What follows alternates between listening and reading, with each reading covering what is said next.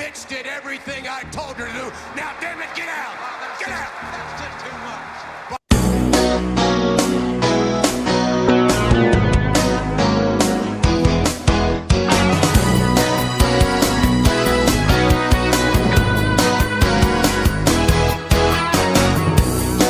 Welcome every night. Welcome everybody. Welcome everybody. It's a special night in America. That's right. We're talking. You're damn right. Trade line today. Oh, I was talking the start of Maction. Oh, Maction. Yeah, Maction. Maction starts tonight, baby. That's the real thing. Ball State, Miami, Central Michigan versus, I believe, I forget who Central Michigan was playing. Bowling Green. Yes. Wow.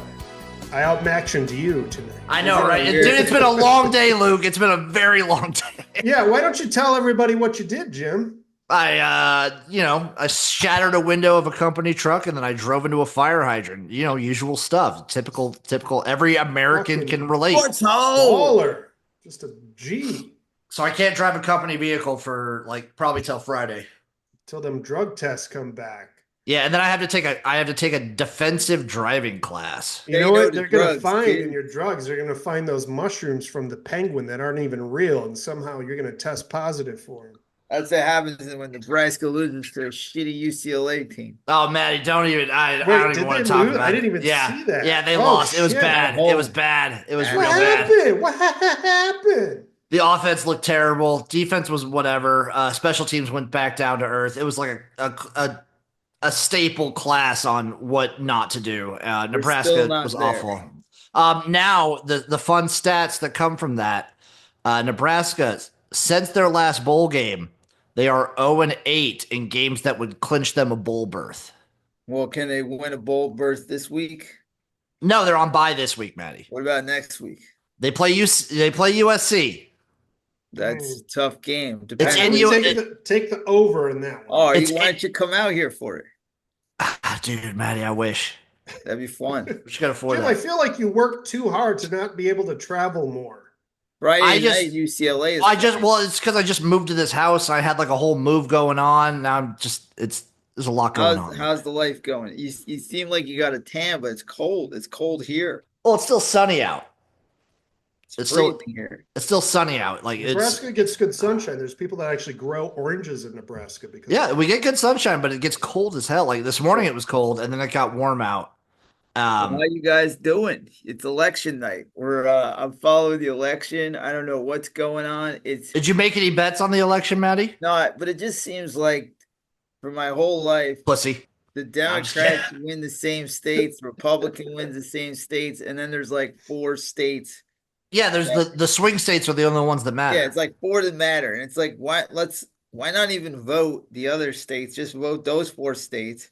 Cut out a lot of crap and just have just only put political commercials in those states. Like what is it? Oh, that would be so good. Can we make that? Can that be on the vote?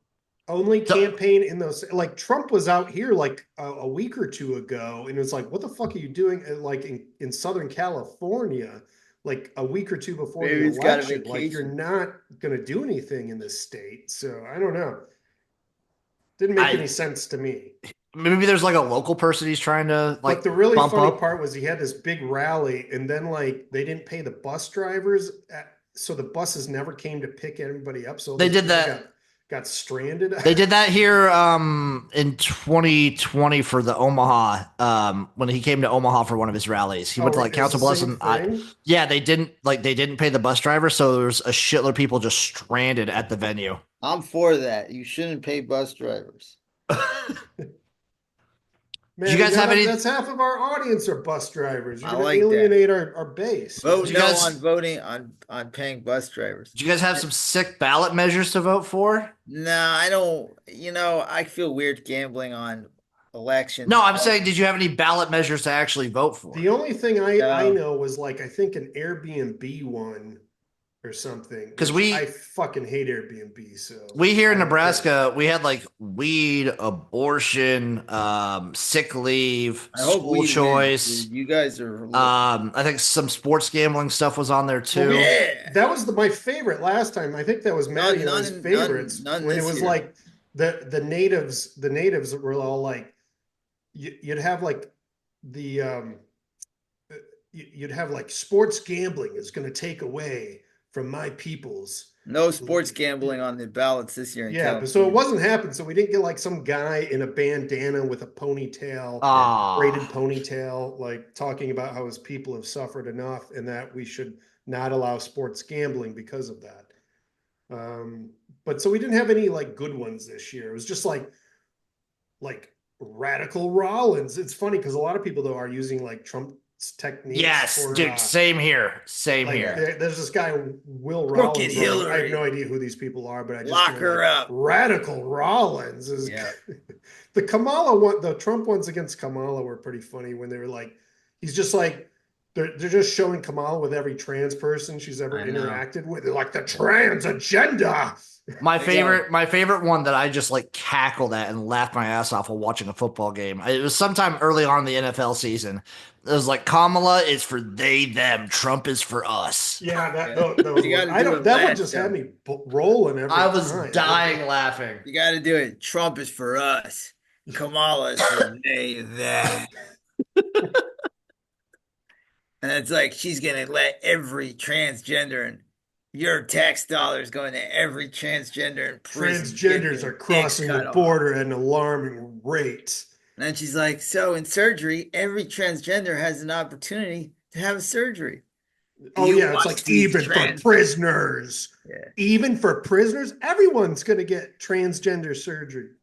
They won't stop until 100% of the population is trans. Your taxpayer dollars going to dicks getting. Kamala Harris wants to put a trans person on the moon with your tax dollars. Where are the dicks going? Yeah, where are the leftover dicks ending up? No. The leftover dicks go to the women who want to become men. Gotcha. I don't think they have it's a whole recycling process. It's part of the Green New Deal. It would be nice if there was. When I die, I will donate my dick to somebody who needs it in need. Maddie, you would donate your dick to a porn star. I'm not going to donate my organs, but I'll donate my dick. Okay. You have to specify that. It needs to be studied by science, man. Yeah. Well, anyhow, football, NFL, there was college. Football this week. Yeah, can we not talk about Nebraska at all ever again? No, we'll let them. If it makes you feel better, we did. Hey, we got rolled by Oregon. So we did get a new coach in the building for an offensive analyst. Okay, who's that? Dana Holgerson. What? Yeah, we got Dana Holgerson as an offensive analyst. He hasn't died of liver failure yet? Not yet, baby. He's going to bring his alcoholism and his cool visors. He's one of the best. He was really handsome when he started, too. I know. He just, he has fallen off a cliff. Yeah. I bet you he drinks like a 12-pack on the golf course. I hear he's also like a degenerate gambler for like table games and like slots and whatnot. You can only imagine. He's got such a party with that dude. I do too. I want to go to Lincoln now. I want to party with him. Basically, if you've coached at West Virginia, I want to party with you. Like, Rich Rob would be cool. In Vegas from West Virginia, who was a big Mountaineers fan, and he hated him. And he was like, he's an asshole. He's an alcoholic. He's rude to wait staff. He's rude at the golf course. He's obnoxious. Dana? He doesn't tip well. Every stereotype you thought of Dana Holgerson is right on the money. I loved it. He's the most used car. He's one of the most used card salesman coaches. And he's got that Bill Murray kingpin. When the game gets crazy, his hair gets nuts. Yeah. Oh, yeah. I mean, he's electric on the sidelines. He's very missed in college football, and he should have stayed at West Virginia. Going to Houston was a big mistake. Well, he was about to get fired at West Virginia. Well, whatever. Anyhow, it was, in all seriousness, though, Nebraska kind of fell off, but let's be honest, there's some teams having bad seasons. Michigan, you kind of expected it, but USC, did you guys expect? They are 4-5 now. I was going to say, if USC, Nebraska, that's like, winner of that game is, like, Nebraska obviously gets a bowl automatically. Friggin' USC is, like, very likely not going to make a bowl game. What do you do with like a Lincoln Riley where you gave him everything? Like you're gonna fire that guy and get another coach when you gave this guy everything? Like he's doing like worse than Clay Helton. I know. He needs a top quarterback. Without a top quarterback. He's kind of not good. And I don't know. I've been really I mean, we'll get into the NFL Gee, it's later, but I crazy how want to. people do well when they have Heisman winning trophy I It's quarterbacks definitely want every to shit insane. on season. Caleb Williams when we get to the NFL because I'm seeing a lot of holes in his game, and I'm a little concerned about what he will be in the NFL. I think I'll end up all right, but We'll get to that when the NFL comes. Yeah. So it was a also, crazy weekend in college ball. Lots It of was. upsets. Jim, Lots of upsets. what did you like over Clemson the goes weekend down. That's for? huge. Clemson, I mean, obviously, so in my opinion, the two most exciting conference races are the Big 12 and the SEC at the moment. Yeah. The Big 10 is kind of like Oregon and either at this point Ohio State or Indiana, which go Indiana. Right. First off, I'm sorry, Luke. I'm sorry, Luke, this week, but go Indiana. No, Sure. I mean, I'm past the point of no return where it's like Michigan is having an off year. It doesn't really matter. I just would like to see improvement, like you want to see there's a big effort problem. There's a big fundamental problem in Michigan right now. And that's the shit that you want to see improving if you're going to roll with the same coach. That's true.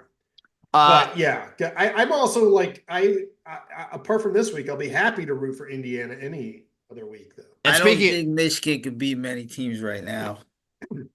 That defense can pull them out from like teams that they're obviously better than, but other than that, I don't know. They're having it's just like a rebuild year, kind of start over. You got to recruit next year. Well, they put the full court press on Bryce Underwood, the number one player in the country, to flip him from LSU. And in doing so, they lost their one QB commit from next year too. So it's like they could be really fucked. I also feel like there's no team in the country we have a better read on of like where they sit than Penn State. Same old. Penn State is obviously like a top 12 team. Yeah, sure. They are not a top 5 team. No. And Penn State will always be around like the 7 to 12 range. This was their chance to finally beat Ohio State, to finally get that signature win. No offensive touchdown is brutal. Also, the last drive getting down to the 1 yard line, you can't figure out one play to get the ball in the end zone is rough. Disgusting. The call playing sucked. The fourth down call sucked. I mean, it's the same shit, and it's just like, okay, you there's a ceiling with James Franklin, and I always say that about the Bills with their coach Sean McDermott. There's a ceiling with him, and it's like if you want to get over that ceiling, get a new coach because you're close, but you're not there. And but if the Penn State thing is so weird because like who do you get?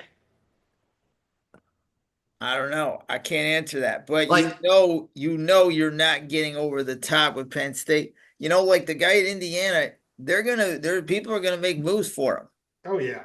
Oh, people will go for Kurt Signetti, 100%. They're gonna make moves for him, and he might love it in Indiana, but when like Florida comes calling and they're like, "Hey, look at this tradition we have," and some of these other teams like Penn State, even, your eyes get a little, you go, okay. This is the big time. Indiana's a big school, but this is big fucking time. Well, you got to see, this is the NIL era. So if you can go, well, can I win here? Will you guys cough up money to get me players? Then maybe you stay, But yeah, it's hard to stay at Indiana when you have like those big boys that are, I mean, who knows? SC. The guy in Vanderbilt too. Yep. Oh yeah, that'd be a big one. Maybe they should just swap James Franklin back to Vanderbilt. I mean, Franklin was Vanderbilt. I just like it's just been too many years where he can't get over the hump, and the guys get fired. Fucking John Cooper was a great coach for Ohio State. He couldn't get Michigan. He gone. Yeah. So it's like James Franklin. This was your chance. You're up 10-0. You probably can match Ohio State player for player pretty much, and you blew it. You blew it again in a very close game where you couldn't get the job done. They do have, at least in a year like this, they have the saving grace of like Penn State will still probably make the playoff. And if they can, if they could do, I mean, probably, but if they could do some damage in the playoffs, there's no like it's not like anything crazy. Penn State's, let me take a look real quick at Penn State's schedule. It's nothing like insane. 4 teams from the Big Ten making it. Yeah, probably. So, yeah. Probably. Right now, what time are they doing the top? Maddie, you want me to go through it real quick? The top 12? I got they released the college football playoff rankings, came out tonight. Okay. We'll go through the top 12. At number 12, it's Boise. How about 14? Go through the top. Okay, 14. Yeah. 14 is A&M. Okay. 13 SMU. Okay. 12 Boise. Okay. 11 Alabama. Okay. 10 Notre Dame. Mm-hmm. 9 BYU. Mm-hmm. 8 Indiana. Wow. I know this is. I think Indiana should be way higher. I think Indiana should be a top 5 team. Okay. 7 Tennessee. Mm-hmm. 6 Penn State. 5 Texas. 4 Miami. 3 Georgia. 2 Ohio State. 1 Oregon. Where's Ole Miss? Ole Miss is 16. Where's LSU? 15. Fascinating. One of those teams. If you want the rest of the teams, you got Iowa State at 17, Pitt at 18, K-State 19, Colorado 20, Washington State 21, Louisville 22, Clemson 23. Any chance to get in? Oh yeah. What's yes, Clemson? They do. Clemson's 23. That was a bad loss What happened to Clemson this weekend, Jim? Yeah, many transfers Clemson has. 0. Isn't that crazy? So what happened to Clemson, Luke, is they played their next best team since playing Georgia. If you've been watching Clemson at all this year, they've been like rolling teams, but they played a lot of nobodies. Right. Louisville's actually a really good, a good team. Yeah. And Clemson, this was embarrassing. This was I'm a loss not you a can't have. Cleveland fan at all. Clemson's probably not making the playoffs at this point. They're definitely not making the ACC championship game. It's kind of like the ACC is almost locked up. It's basically SMU versus Miami locked in. I do believe Texas A&M, LSU, and Ole Miss, one of those teams are going to sneak in. Who do you think gets booted out then? Well, all 3 are out. No, what team gets booted out of the top 12? I think Boise State has a bad loss, and I wouldn't be surprised if Notre Dame trips up and has a bad loss. So if Boise State has a bad loss, do you have Army? Left? No, I would move up one of those SEC teams. Yeah, but Matty, you've got to have a G5 team in the playoff. What about I don't know. Notre Dame, Luke, is who you were asking about? Yeah. Can Colorado run the table? And yes, they can. That would be fun. Yes, they could, Matty. God, if they won that K-State game, they'd be in great shape. Yeah, they basically need Iowa State to lose one more and beat K-State. And where is? So Notre Dame going forward, this week they have a bye week. Yeah. Or sorry, last week they had a bye week. Mm-hmm. They have Florida State, Virginia, Army at Yankee Stadium, and at USC. God, they're so lucky. I think USC is going to knock them off because USC is going to play to knock them off. I really hope Army does it. I really hope Army does. I hope they do too, but look what they did to Navy. But Army. I've always thought Army was better this year than Navy. It depends. It depends if Army has Bryson Daly back, because the craziest thing with Army this week is their quarterback, who's been killing it this year, who coming into this week led the nation in rushing touchdowns, was out. He was out with they said illness. They undisclosed. So I hope he comes back soon, because he is awesome, electric. Army or Boise State are right now your 2 favorite G5 schools to make the playoffs. Well, Boise State is fun to watch. They got the running back. I like their quarterback. Like, people, they just talk about the running back, but their quarterback is very good. And I've watched some of their games because it's on Friday night, so it's the only game on. This Friday, UCLA plays. I'm thinking of going. I've never been to the Rose Bowl. I might go. Who are they playing on Friday night? UCLA this week? Yeah. I'm like, you know what? Fuck it. Maybe I'll see if Maddie, you absolutely should go. It's an amazing event. And it's probably going to be empty. They play Iowa. Right. Yeah, that'd be fun. Go there nice and early, too, so you can watch the sunset. And this week it's homecoming. By the way, you know how many points I was averaging this season? 31. Isn't that insane? Was I right? Did they have a shot? Yeah, they're something like in the 30s. So Iowa has a very, very outside shot. It hurts them that they have 3 losses already. Yeah. The defense is doing a really good job. But their last 3 games are UCLA, Maryland, and Nebraska. They could easily go 3-0 and finish 9-3. 3 losses is too deep. But yeah, 3 losses is just, unless the SEC somehow super cannibalizes itself, I Yeah. don't see Iowa getting it. Um, Which the SEC could super cannibalize I itself. can't believe we're already in November, guys. Like this season, the football goes way too fucking fast. It It kills. goes so every time, Maddie. I mean, you Every just time. blink like the NFL. You blink, it's like week 10. I'm like, what? What the fuck? And then when it's over, it's a long fucking just miserable time of no sport, like that football energy. Do we see any other coaches get fired in the next coming weeks? College. We've seen 2 college coaches Oh, get fired another this guy I year. want to talk about, Only Carson ECU and Beck. Rice. He Carson, stinks. does he stink, or is he regressing, or does he? No, I think this year, Maddie, this is what you see out of Carson Beck. He does. It's like this is who he is. He just Yeah, doesn't have the weapons of like weapons. Brock Bowers and Yeah, Lad McConkey that are like yeah. surefire things. I mean, there were some And bad interceptions. I also think if DJ Lagway doesn't get hurt for Florida, the Gators win that game. Yeah, and I mean, Georgia's not the same team they used to be. Still a top 12 team. That defense is still so good. Big win versus Texas, not where they used to be.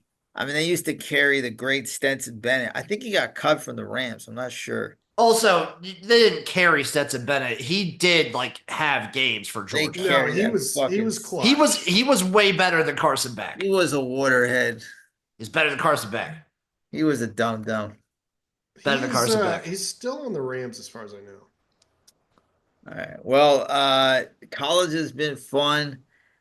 I think obviously like if you're going conference races, Yeah. like the MAC is always super entertaining. Startup action, have to shout him out. MAC is extremely entertaining for a conference race every year. The Big Ten is kind of locked up. It's Oregon and either Ohio State or Indiana. Mm-hmm. Big 12, it's probably between like it's BYU, Iowa State, and Colorado, but also like Kansas State still hanging around. Can Colorado win that conference? They definitely could. And then they're in. Are they in? Is it a lock if are they in? Yeah, if they win the conferences, they're in, Maddie. Okay. So if I look up the Big 12 standings right now, let's take a quick look. So we go Big 12. Come here. Oh, this is basketball. Big 12 football standings. Let's take a quick look at the Big 12. Colorado, currently in conference, is 4-1. They're tied with Iowa State. Colorado going forward, their schedule is like they're only a 3-point favorite against TCU. Like I do think Colorado's a good team, but that's the beauty of the Big 12 is like every spread in the Big 12 is like a 3-point spread. So all these teams are so close. Like they play at Texas Tech, Utah, but Utah's like they're not what they were at the start of the season. At Kansas, Oklahoma State. They could go 4-0, but they could just as easily go 0-4. And I wouldn't be surprised either way. Well, they are going bowling. They're definitely going bowling. And I wouldn't be surprised to see Colorado play in the Big 12 playoff, like the Big 12 championship game. I think it's going to be BYU and either Iowa State or Colorado. If K-State somehow does beat Iowa State, though, and Colorado trips up, then it's K-State. But also, sitting at 4-2 in conference, Texas Tech, right there in the mix. Somehow. Texas Tech is just right there. Wow. And I don't think Texas Tech is very good, but they're still somehow in the mix. I think the Big 12 is crazy. It's super fun. The ACC, I think, is like almost locked in for SMU versus Miami. Maybe SMU now. SMU's got a shot. It's amazing. There's a chance Miami trips up, but if they do, then it's probably Pitt SMU, but it's probably Miami SMU. And then for the SEC, it's also just wild. The SEC, you have so many teams that have the potential to end the year 10-2, which is just going to be absolutely insane. If I just take a quick look right now. Oh, excuse me. At the SEC. In conference, we have Georgia and Texas A&M both at 5-1. Tennessee is 4-1 in conference. Texas is 3-1 in conference. LSU is 3-1 in conference. All these teams could drop more games. And then just hanging around outside at 3-2, you got Alabama, Ole Miss, and Vanderbilt. Mm. Like there's a lot of potential in the SEC for a lot of weird things to happen. Yeah. I'm personally, I'm just going to root for Vanderbilt to run the table and everyone else to lose because I want to see Vanderbilt play it. I want to see him play in the SEC championship game. Let's take a look at their schedule. It's going to be tough. South Carolina at LSU and Tennessee. Going to be tough. We'll go Vandy. But it's going to be very like the initial playoff rankings, I think, will look drastically different to the end ones. The only thing I really hate about the playoff rankings in this like first iteration, I'd get Missouri and Clemson both out of the top 25, get some other teams in there that deserve it. Then I'd probably still so we have Army in there right now. I'd probably get Tulane in there over Clemson or Missouri. I'd probably get Vanderbilt in the top 25 over Missouri or Clemson. What do you think of Cade Klubnik? I think he's one. Yeah. Exactly. Do you think they'll move on from next year? They don't move on from him. They almost have to.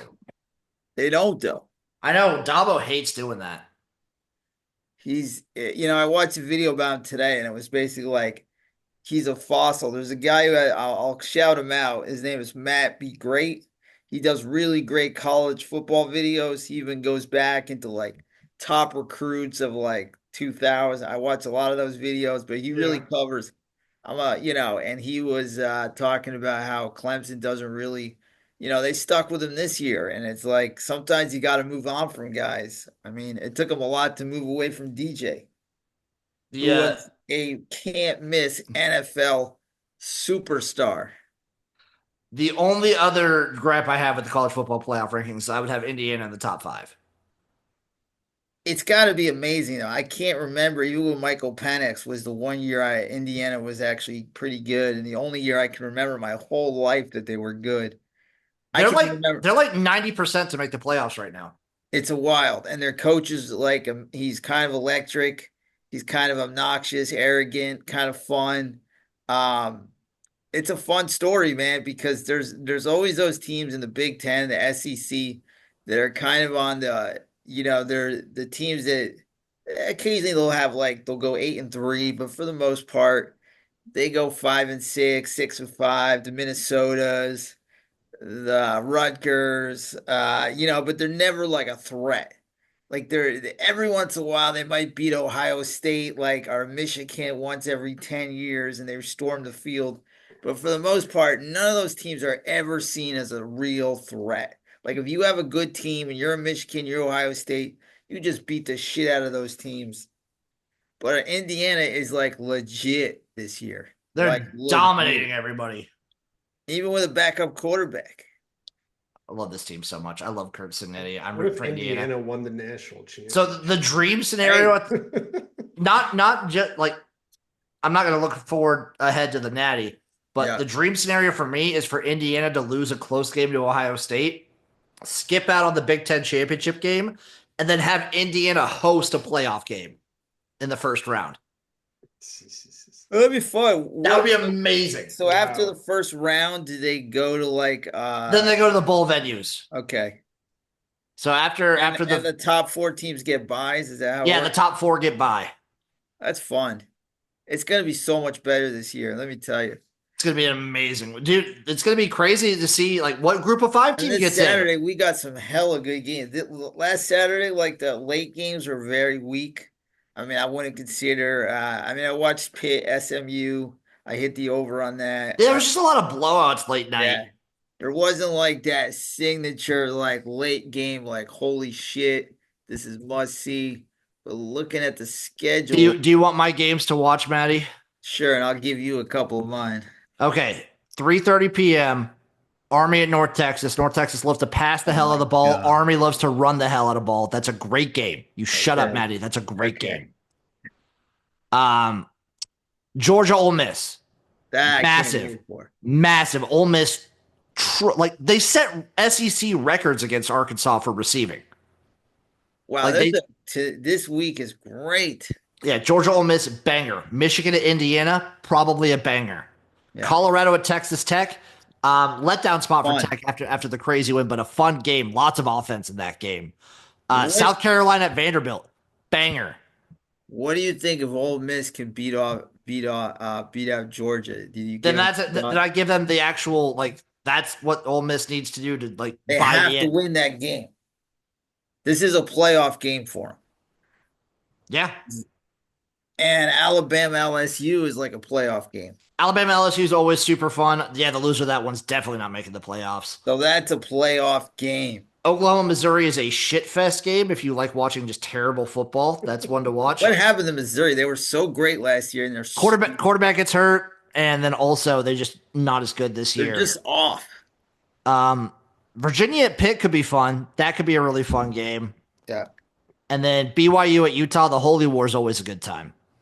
10:15 p.m. my time, so like 8:15 p.m. for you guys. See, I'm like burnt out by then, but I'll be Dude, into it. the Holy War is always a good time. Also, just BYU plays in nothing but instant classic games all year. Insta classics. Man, you got to root so for fun. your Jewish quarterback there. Come on. Yeah, BYU, baby. Pittsburgh. Jew. Eli Holstein, my nephew Jack Hatley. I mean, we got a lot of Jew quarterbacks out there. Jay Yeah. Fiedler, Josh Rosen, some of the greats of all time. And this is the time of year where you want to like really be paying attention to like. I also watched. I know it's changing subject. Last night I watched USC play the first college game because my buddy's son played his first game. He did pretty good. I mean, he came off the bench, 8 points. 3 rebounds versus a shitty Chattanooga team. USC won by 30. They got a lot of they have like 10 transfers. Dude, why don't you hit up your buddy and go to a game with him? I will. You should. I'm trying to get a bunch of my, a lot of my buddies live in New York, but I'm gonna try to get them all out here to come and see a game. And that'd be so much fun. Yeah, 8 points though, not bad for the first game. What was he was ranked in the class? He was top 50. He was top 10, but he hurt his leg. Uh-huh. And then he went down to top 50. Oh, okay. Well, but it sucks because he was pretty high ranked, but I think he looked good. Yeah. He's got to get a jump shot, but inside he's a hell of a player. He's like 6'5", 6'6", very strong. You got a lot of nice compliments from Don McClain. Oh yeah. UCLA's all-time scoring. Did he go to Don's camp? No. Don runs this camp. Don's always on Petros and Money too. Petros is the best, by the way. Yeah, so Don's really funny too. Don runs this camp where like he works these players to death in the off season. Usually though, it's just it's for people who are ready to enter the draft, I think. Yeah. But he's really funny though. If you ever get a chance to listen to him, he doesn't give a shit. Yeah. No, he's funny. Anyway. That's the other thing. Like the start of college, this is a great time to be a sports fan. Great time. It really is. I mean, the World Series ended, and that was fun. The Yankees choked the last game. That was the greatest inning of all time. Oh my god! They're up 5-0. They had like 3 errors to tie the game, and that was kind of much it. I like it because I really love the Red Sox 2004 season. Great documentary on Netflix called The Comeback, and when the Yankees won Game 4, I want only one team to come back from 3-0, and the Yankees couldn't do it. And the Dodgers are by far the best team in baseball, and well deserved, I guess. Even though it's funny, they got all the stars. A lifetime ago already. Yeah, like they've already won and had the parade. It really does. We're last on air here. Yeah, it was so funny though watching that. I gave up on that game, and then I was going into lunch at work, and it was on TV in that 5th inning, and it was just like, boom, Aaron Judd, boom, Cole, like fucked it up. Like, I was listening to these Yankee fans, and they're ready. Like, what are we gonna do? Game 6. What are we gonna pitch? Who's this? Who's gonna be in the lineup? Well, you felt it. You felt like, wow, really this. Even though the Yankees had only won that one game, then they were up by like 5 runs. Early on in the next game, you're like, oh shit, this momentum is shifted, and it just a grinding halt with all the fuck ups. And then but the World Series is over, and then the NFL, which was a pretty good week. Nothing too crazy. The trade deadline was today. Nothing too. I thought the Lions got a good player. Yeah, Zadarius Smith. Good move, and they Yep. didn't have to give up much for him, No. too. Kind of wild to see Latimer on the Commanders. Well, Yeah. the Commanders are making outside a real run. They're going for it. There they are. Even with that. The Cowboys are looking like they're done. We have Amari Cooper to the Bills, too. You know, when I heard Jerry Jones talk after the game on Sunday, he sounded like he was dying. You guys heard what Dak said on the sideline, right? Yeah, we fucking suck. Yeah, they do. I love it. He's not wrong. I love it. Well, he's hurt. It's always after people get paid too, when the shit happens. You know what? I'm not saying it's his fault, but I'm just saying, like, now you're stuck. Your franchise. That's the problem with these quarterbacks is, like, why pay a guy that when, like, we have this argument when Jim goes, who are you going to get? Who cares? Don't pay a guy if you don't think he is like an elite Super Bowl quarterback, because you sign like a guy like Dak, who I think is a solid. Or a Jordan Love. I think Jordan Love is better than Dak. I think he's got a higher ceiling. Higher ceiling. He's good for like one really boneheaded play a game, I feel like. Yeah, but he's only in the second year. But he still has a higher ceiling. Like, we know what Dak Prescott is. Kills it in the regular season. So, like, some of these guys that they sign, and you go, like, Tua, Dak Prescott, and even a Kirk Cousins that has Trevor Lawrence.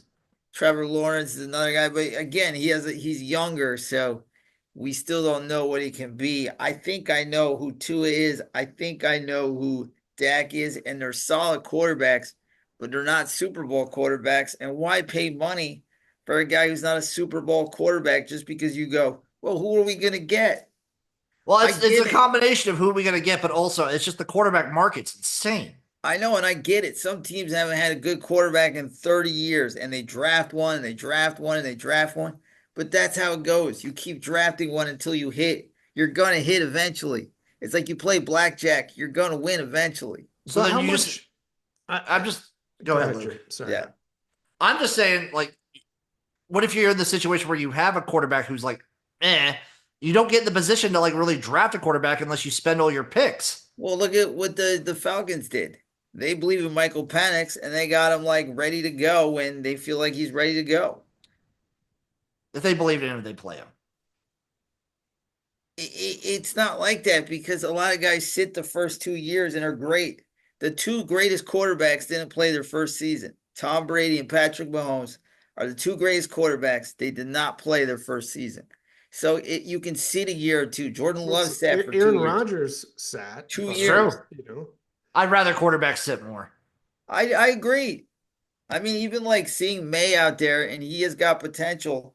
You're seeing him taking shots. That's different. Like, I'm okay with them playing May just to see, like. And they waited. Yeah, they waited to play him. And, like, now you're seeing what you got, because, like, if you're the Patriots, yeah, you want to see what you have with May, because you want to know if you got to draft another quarterback or not. I think they like. I think they like. He looks good. Yeah, he's making some rookie mistakes, but on the whole, he's looking good. And the O-line is garbage. So yeah, and maybe even the receiver part of the season helps too. Like, he sat, while Brissett was starting the first few games there. I mean, even that can help a lot too. So you're not going in totally unprepared. You have more time in the system. You don't want to throw a guy in the fire like the first few weeks and just have him get his ass kicked. I mean, I'm also like, I'm a little concerned about Caleb Williams, because I hate guys like this. I hate quarterbacks that think that they can come in the NFL and they can scramble and they can sit back there and make plays. And this ain't that league. Well, I think Mahomes has ruined that for every young quarterback. Yeah, but Mahomes does that in necessity. Right, but the problem is everybody thinks they can do, and they can't. Yeah, but Mahomes is a once in a generational brains, athleticism quarterback that we'll never ever see. But that's like, dude, that's all Caleb Williams. His highlights out of USC were all scrambling and then toss it down. And all guess what? You can't do that in the NFL. No, I agree. That was my big hang up on him. Yeah. Coming into the NFL, I go, that's the only thing I didn't like about him was that, the dude's got athleticism. Well, I noticed even with Jalen Daniels, he gets the ball out. Yeah. He gets it out. He can run, but he gets it out. You got to make quick decisions. And if you just got to throw it 3-4 yards, then that's what you do. You don't just try to sit there and look for a home run each time. I mean, that's what Caleb Williams is doing. And it's horrible. And I'm like, hey, guess what? Tyson Bagent, the dude that played at a college that only Jim knows, he gives the Bears a better chance to win right now. I'm not saying he's better, but he understands how to play is that quarterback. The only problem with the Bears, though? It's also like offensive play calling is also really bad for the Bears. Yeah. It's bad. And the offensive line is How many more games were we given Eberflus? So I don't think the Bears just never fire people mid-season, right? No. But he probably should be. It's a mess because what happened this week is they benched the guy. They told the guy they were going to bench him. The guy that was fooling around in the last play of the game. Yeah. And he walked out of practice. So we have that disaster, behind the scenes. What a dipshit human being. DJ Moore also alluding that he's lost the locker room. Yes, and I will tell you this. They did have the greatest preseason team of all time. They had the greatest preseason ever. Do a 30 for 30 on it. Do a Netflix documentary. They went 4-0. They beat the shit out of teams in the preseason. So they got that going for them. But Matt Eberflus, not a good head coach. Who'd be a good spot for the Bears? Huh? Who'd be a good coach for the Bears? I think Vrabel. Bring in Bill Belichick, Vrabel. I miss Vrabel. I thought he was a good Somebody's got to come in there that's got to teach Caleb Williams how to play quarterback. And be like, listen, I get it. You like to scramble. You like to make the cool plays. I get it. You're cocky. You ain't going to last in this league doing that. You can't. These guys are too fast. Too fucking fast. I agree with Matty. I don't know. I mean, but do you want to bring in a coach that's already in his 70s? No, bring in Vrabel. I'm team Vrabel. Yeah, Vrabel will be good. I don't know. You just need somebody that. I do think personally it would have been sick if they had brought in Harbaugh. I look at the Jets and I look at the Bears. It's like a real fucking coach that brings discipline. See, I look at the Dolphins and I go by watching Hard Knocks during the season. And I love Mike McDaniel. He's fun. He's awesome. Matty, they're fun to watch again. I don't want you to harp on. They're fun to watch again. They don't win. They weren't winning before, and it was awful to watch. Everybody, and they put themselves in a position to win this. He wants everybody on the team to be his friend. And it's you can't coach like that. Also, they just never beat the Bills. You got to be a hard ass. The Dolphins never beat the Bills. Well, that was a good game. It was a great game. I was actually I'm just these last 2 weeks. I'm going to be perfectly honest. Both losses. I'm just from watching the Dolphins the 4 weeks we had without Tua to now having him back. Such a difference. It's such a difference. This team is at least fun to watch. Hard, but I think he's been very good the last 2 weeks. He has not been the reason we lost these games. No, but this is going to be tough. This year is a mulligan for the fish. But next year is really important. They have to win. Our guys are going to get fired. Next year we're going to play this year we're going to play spoiler to somebody maybe. And it'll just be fun to watch. And the Bengals are kind of back. I still don't think the Bengals make the playoffs. I mean, that's the Raiders who then just fired people after that game. Sure. I'm trying to think what other stories are good. The Vikings. Saints fired their head coach. Yeah, that whole Derek Carr. So he was the first to What is up with Michael Thomas? Thomas is crazy. He's what happens to these wide receivers? Why are wide receivers the craziest of the craziest? They're all insane. Did they take? I think they take the hardest hits, to be honest. You think that's what it is? They go up the middle and they just get drilled, and then that's it. I mean, especially a guy like Michael Thomas. See, if you're a running back, you can see people coming. Yeah, like you can brace yourself or turn or whatever. Receiver down the middle, bam, bam. Like maybe that's what happened with Aaron Hernandez. Maybe. But like you see, like with AB 84, all these guys, they're nuts. Maddie, who's your top team in the NFL right now? I mean, I gotta say, unfortunately, the Chiefs, but like I love what the Lions are doing. I love what they're doing. I mean, I can't knock the Chiefs off the perch because until somebody knocks them off, they're still number one, and they just haven't looked it. They just haven't looked. And that's what's scary. And getting the Andre Hopkins is great. And top balls, what are you doing? You go for two. You don't give Patrick Mahomes the ball again. Yeah, you got to go for two. You go for two. Your best chance is to not give Patrick Mahomes the ball, whether you make it or not. The guy was going to get the ball again, and he's going to win the game. I've been very on the Bucks though. I've been like without the weapons that he's had because of injuries. Baker's been looking pretty good. Baker's been doing a good job. Tremendous All-Pro season, and that was impressive because his best weapon is Kate Otten, and who the hell is Kate Otten? So, Kate Upton. I love what the Lions are doing though. I love that they were like, we'll play in the rain, we'll play in the snow. They wanted that game because they wanted to prove that they could play it in Lambeau Field. Granted, it wasn't like 2 degrees, but it was a weather game. And they're just dominating. They are, Campbell, what's going to happen is that, like, how they find, like, the coach of the Rams, everybody loves, and then they try to find the next, Sean, whatever his name is, McVay. Yeah. The next guy, they're going to be like, let's try to find old, crusty tight ends that caught 5 passes a year and blocked and played 10 years in the NFL. That want to eat kneecaps. Yeah, like some younger guy who acts like he's a 70-year-old man. So he's the next guy that they're going to try to clone. And again, what Dan Campbell is smart. He manages the team and he puts the stuff on the offensive coordinator and the defensive coordinator. He takes a lot of chances. He's consistent. There's no risk it, no biscuit. That 4th down at the beginning of the game was like when they go for it, there's no doubt they're going for it. There's no even thought. Yeah. It's they set it up on 3rd down too. Like they know they're going to go for it. I love it. They run the ball to shorten it up. I love the identity of the Lions. I'm glad they picked up the the defensive end like they needed. Who'd they get? Who'd they get again? Darius Smith on the Browns. How happy must he be?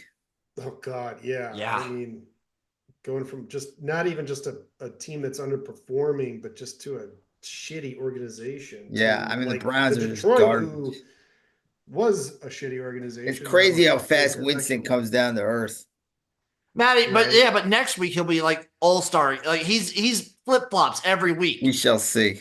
But that team is a mess right now. Before he got hurt on the Saints, it was like every other week he would like ball out and then throw 3 picks and then ball out and then throw 2 picks. Like Winston is the most up-down guy, and that's why we love him. Well, he's fun for the league. He's entertaining no matter what. He is an entertainer. Also, in the Lions game, Jordan Love, once again, like this is maybe the 2nd worst pick I've seen this season. The first worst being his one that was like Indians. It was really bad. It's strange how good he looks a lot of the time and then does shit. And I think it's weird. The team plays better with Malik Willis, but the talent level is no comparison. Do you think play great with Malik Willis? Do you think they play better with Malik Willis because Matt LaFleur feels like he has to get more involved? Yes. Well, more like, run options, PROs and stuff. Yeah, more creative. Yes. RPOs, I guess they're called. Yes. But football is king. Better than diamond rings. It passes the time, and then in February, it's gonna get sad and lonely. You want to hear a funny And stat? the Canadian football playoffs are we're very excited this weekend. About that. That was awesome, Maddie. Yeah. Aaron Rodgers hasn't thrown for 300 in 32 games. Well, he played good this week, and Garrett Wilson had one of the greatest catches you'll ever see. Yeah. Wow. By the way, these guys are catching like the plays they're making, the wide receivers. Crazy. You would think they're the greatest catches, but there's a greater catch every week. Yeah, some of these sideline throws, like I swear they look out of bounds until you see them in slow motion. You're like, and you holy see shit. like their feet, like how they can get in bounds. It's insane. Yeah. Speaking of insane, I feel like Saquon Barkley did one of the most insane things I've ever seen on a football coolest field. things ever. That was so good. The spin to hear move. Nick Sirianni talk about it was like he's like the anti-Belichick. So you'd be like, Bill, what do you think of Saquon Barkley's play? You'd be like, yeah, it was good. It wasn't exactly football technique, but it was a good play. But Nick Sirianni's like, that was the coolest play I ever saw, man. It was so cool. It was. I went nuts. I was like, it was Frank cool. Caliendo joined the show. Was so cool, Maddie. It was that cool. Well, Nick Sirianni's kind of got like a lisp. The spin move was sick, and then the backwards hurdle. Saving his ass. Yeah, he really is. That was absolutely. I've never seen like the quick backwards hurdle, like instinct. Oh God, there's going to be a lot of high school and college players that get hurt doing that.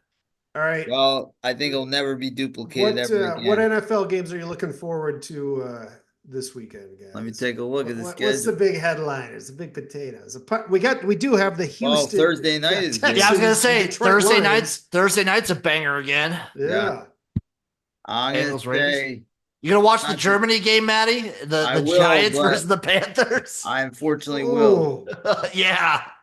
I kind of think Broncos Chiefs could be interesting. Steelers Commanders is great. I think Niners at Bucks could be pretty good. You know, Jets Cardinals is a lot of fun, and then Lions Texans. I think the Texans are banged up, but you know they can. You know they'll be at home and they'll get 10 days to rest. And I think the Dolphins they're not out of it yet. I think Dolphins and Rams could be a very fun like shootout Monday night kind of game. Yeah, once the Rams get their receivers back, they're a different team. Is Puka still out? No, he is, but he's playing. But he punched. He got the dumbest shit I've ever. That was very stupid. Oh my god. Anyway, all right. A few fun facts that we'll get to another episode of Mr. McMahon. I don't know if you guys saw this. Like after the World Series, they were showing like people in Japan that were rooting for Ohtani, and it was just it was so bizarre because they cut to this clip and it's all these Japanese kids in suits banging those like stick things, those noise Oh yeah. And they were like Laker colors, and they're going like, look at everybody cheering for Ohtani, and it was really funny because Derek Jeter was the only one who just goes, is it common for fans to dress up in suit and ties to watch the game? Just the most Japanese thing you could see.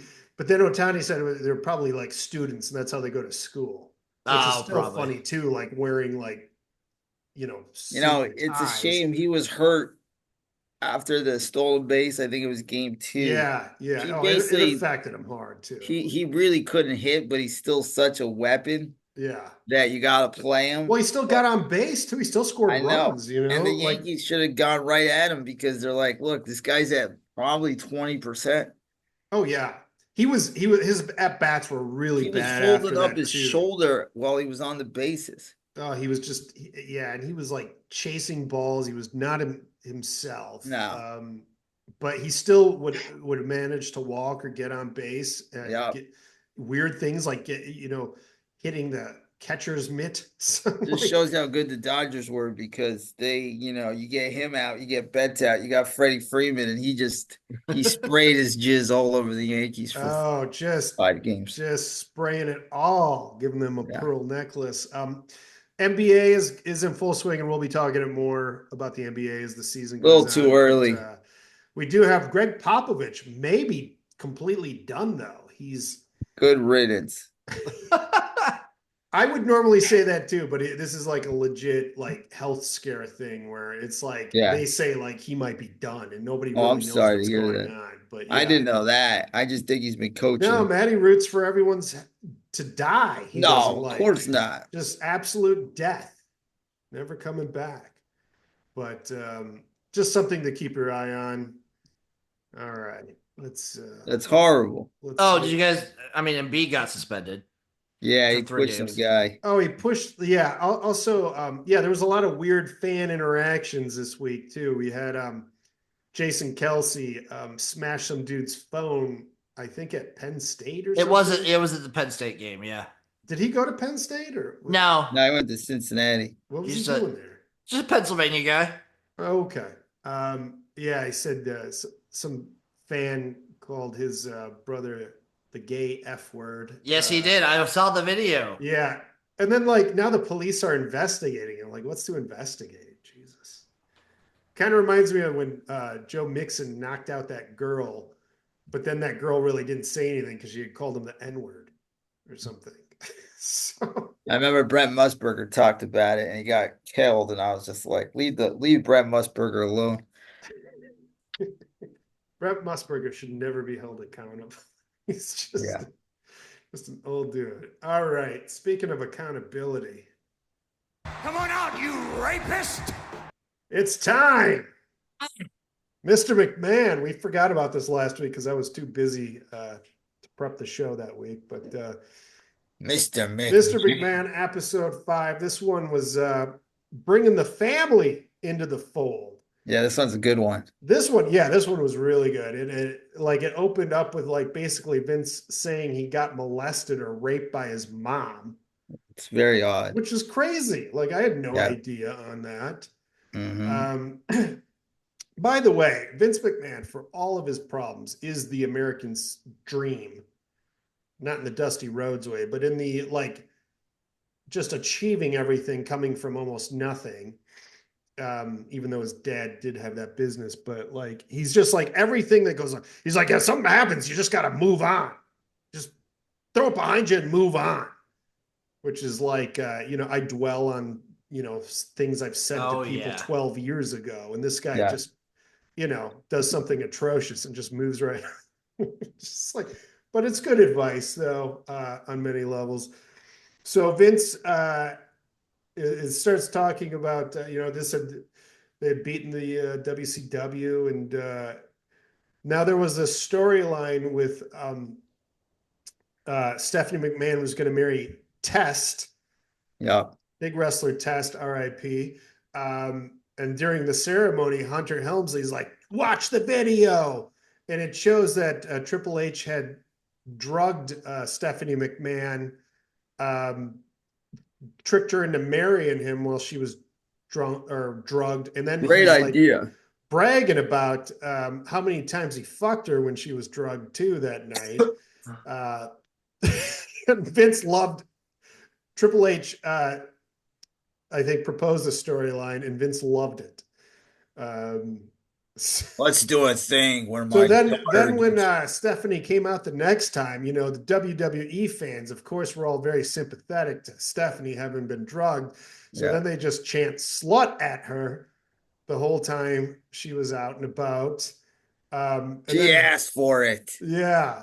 So while this was going on, Vince was backstage just flashing the dollar sign. You gotta admire though his chutzpah in his, like he's like Dan Campbell on these fourth downs. There's never any thought to like, hey, maybe this is over the line. Maybe this is really, really awful and bad. He just fucking goes for it. Will this benefit our team? Yep. Okay, we're doing it.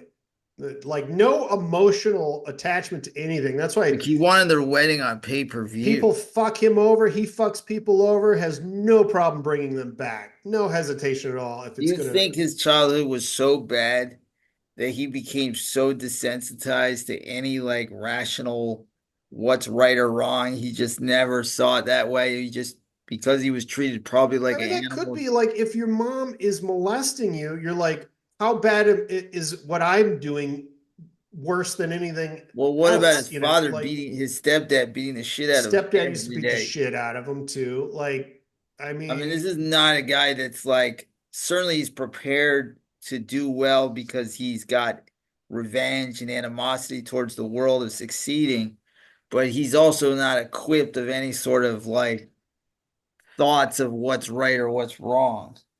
I'm not making excuses. I'm just no, thinking, no, I mean, I don't think yeah. that's you're implying that at all. I mean, I think it's trying to, if you want to learn how to deal with a monster, you got to learn what how they're thinking too. So that is Mhm. definitely valid to explore. Um, and I mean, there was a great story with him and Shane, where Shane really wanted an idea to pass through. He really was fighting for his idea, and finally, Vince goes, here. He rips off his shirt and he hands Shane a knife, and he goes, here, stab me right here in the chest. If you can't do that, then you don't have what it takes to run this company. You You know got to what? have what it takes to get me out of the way, like I would have done with my father if he stood in my way when I was taking him. I I think mean, Vince Powerful. respects Stephanie more because he thinks that the way Stephanie humiliated herself with all these sketches, that she was more loyal in the sense than Shane was. Because I think Shane is more of like, Shane's a family guy. He's got a son on the Indiana football team. I don't know if you guys knew that. I don't know if he plays or not, but his son's on the Hoosiers. Shane is more of like, even when you hear him talk, he's a very, very articulate, sweet kind of guy, and everybody says they love the guy. And Stephanie seems more of that like ruthless, cutthroat. I'm gonna like I learned from my dad how to run this business, and therefore I'm going to get the business because I'm more insane. I believe, I Now, mean, and she married Triple yeah, H too, like one of the yes, top performers, and I think yeah, he's a creative too. So like she's setting up the next dynasty to run hmm wrestling. So yeah, I think Vince would definitely be partial to that. Um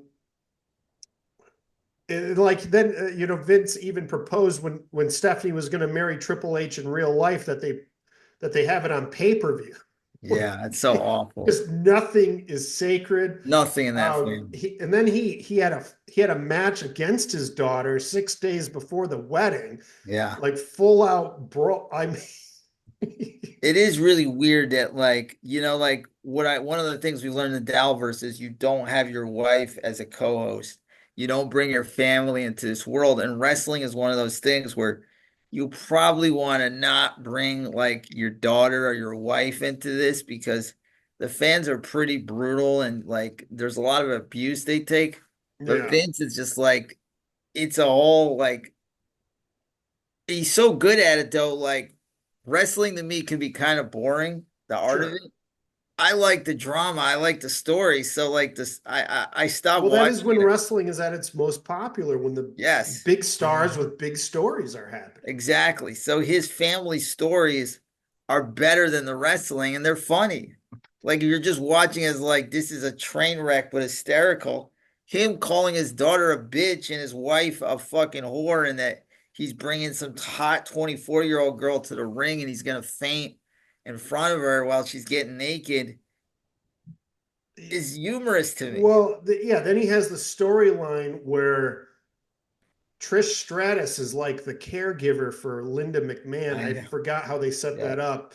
And then he's like, did you give her the extra dosage? And then like he's like openly fucking Trish in front of like what appears to be a comatose Linda McMahon. And it looks like some weird Hitchcock movie. It's so funny. You shameful bitch. Yeah. Yeah. Well, here we've played these before, but here's some clips when Trish had betrayed Vince. Get on your hands and knees like a dog. Oh, for God's sakes. If you're really, really sorry, Trish, take your clothes off. I said take them off. So Like when groups get mad at this, don't they understand though? Like it's pro wrestling. Like this is another form of like guys going to a strip club. I mean, is there that Well, argument, or is this like family entertainment? they had like some, I think some feminist type woman on there commenting on it. Yeah, And I mean, she was basically just, all the fans were kind of incels. She's just like, yeah. these are, or maybe it was Dave Metzger, I don't know, but it was like, these guys love it because they get to humiliate a woman that would never sleep with And that her. is a fact. And then they get to also, see her, TNA. So they're also Oh, it's happy a for double that win. too. Best of both worlds, baby. Yeah. Win-win, as they said. There was another great story from Shane in here too, where he's like, "Yeah, when I was younger, I wrestled my dad, and at one point he stuck his hand up under my rib cage, and then I grimaced, and then he pulled my hair and back, and he's like, 'Hey, Dad, what are you doing? You're cheating.' He's like, 'That's what it takes. I cheat and I win every damn day.'" I don't think Shane, I mean, I think he loves his dad, but I also think he's got issues with his father, It is like it's weird because you see how protective he is of his dad, but then you kind of get the sense that he's much more of a traditional family man Yes. than Vince, and it's not And it happens. Sometimes I saw that. I remember doing stand up with Lucas Dick, Andy Dick's father, and his father came to see him perform at some bar in Westwood. yeah. And it became the Andy Dick show. He Oh, was as loud. always. He was making out with two different girls. He was running around screaming drunk. And then when his son went on stage, he started heckling his own son. And it became it literally like his son was actually a quiet kid, and it turned into the Andy Dick show. And like Vince is that guy where his son is probably he loves his dad, he's protective of his dad, but he knows his dad's a fucking maniac. Well, that's what every kid should do. You take the best parts and then you try to leave the bad parts behind, Mm-hmm. of your parents. So later on, we had Sable suing Vince for sexual harassment. He was all over the news. She left the Coming company, back. and then they settled and they brought her back. Yeah, I love And it. that's just, What's how it good for goes. business. Then we got into the whole XFL, which we've covered on here This before. is the XFL. And Bob Costas was interviewing Vince McMahon, and he's like just laying into him, and Vince was so close to just punching him. I think the fun thing hilarious. about Bob Costas, I kind of find annoying, but I think what Bob does, he loves interviewing Vince because he loves the idea of getting Vince so fucking mad that he's like, I'm gonna take this to this far, getting my ass kicked from Vince. And he knows, like even Vince says, like he knows how to play me. It's the one guy that really knows how to play Vince. So then there's a whole new era beginning, and that's the John Cena rapping era. Yeah, I don't know why this got over. Like, this was so cringy. I'm out. Like, oh, he can rap. That's not cool. I don't want Mark Wahlberg, Marky Mark and the Funky Bunch as a good rapper. Yeah, it worked though.